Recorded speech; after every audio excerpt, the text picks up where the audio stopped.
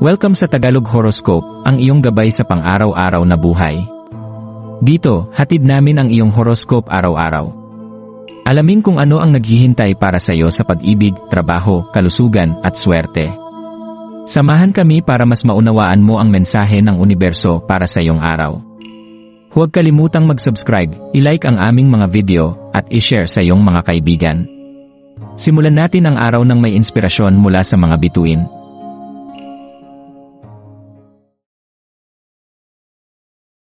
Narito ang iyong pang-araw-araw na horoscope para sa Scorpio ngayong Enero 20, 2025, habang lumilipat ang araw sa Aquarius ngayong Enero 20, isang bagong kabanata ang nagbubukas para sa iyo, Scorpio.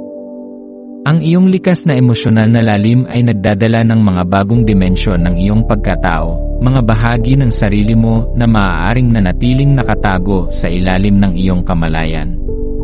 Tulad ng agos ng dagat na walang tigil sa pagbabago, maaaring maramdaman mo rin ang paglipat ng iyong damdamin, isang paalala ng masalimuot na balanse sa pagitan ng pagiging mahina at ng iyong lakas. Sa prosesong ito, nagkakaroon ka ng pagkakataon na mas kilalanin ang iyong sarili. Ngayong araw, ang ika-negatibo 22 araw ng lunar ay isang mahalagang panahon para sa introspeksyon at pagninilay.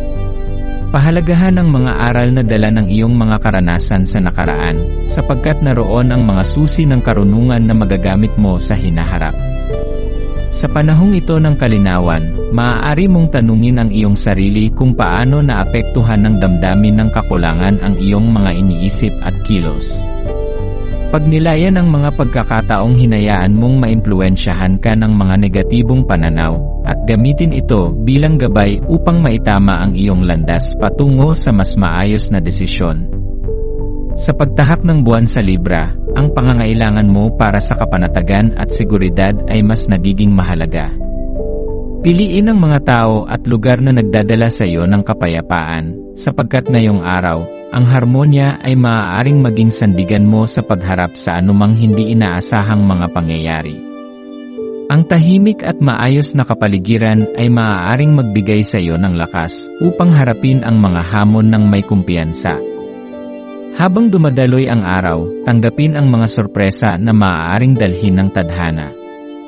Ang bawat engkwentro, gaano man ito kaliit o kalaki, ay maaaring maging pagkakataon para sa paglago.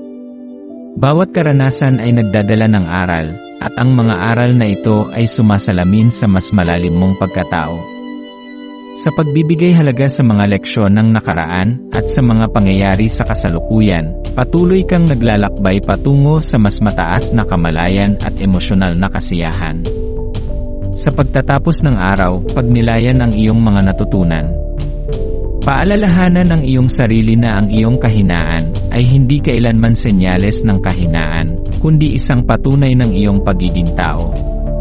Ang tunay na lakas ay makikita sa iyong kakayahang umunlad mula sa mga hamon at gamitin ang mga ito upang mas maging buo at masaya.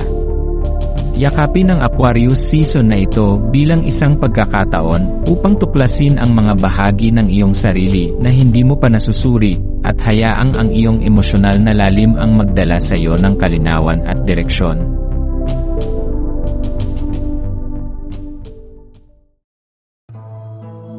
Maraming salamat sa panonood ng iyong horoscope ngayon araw. Naway gabayan ka ng mga bituin sa iyong landas. Huwag kalimutang mag-like, share, at subscribe para sa iba pang cosmic na kaalaman. Hanggang sa muli, manatiling konektado sa universo